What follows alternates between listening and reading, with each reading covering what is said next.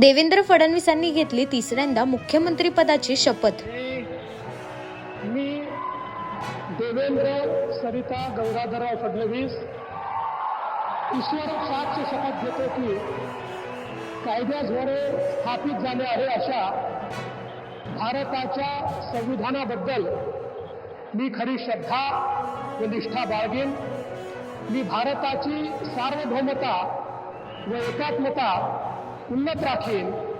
मी महाराष्ट्र राज्याचा मुख्यमंत्री म्हणून माझी कामे निष्ठापूर्वक व सत्सद विवेक बुद्धीने पार पाडेन आणि संविधान व कायदा यानुसार सर्व तऱ्हेच्या लोकांना मी निर्भयपणे व निपक्षपातीपणे तसेच कोणाच्याही विषयी ममत्व भाव किंवा आकस न बाळगता न्याय वागणूक देईन।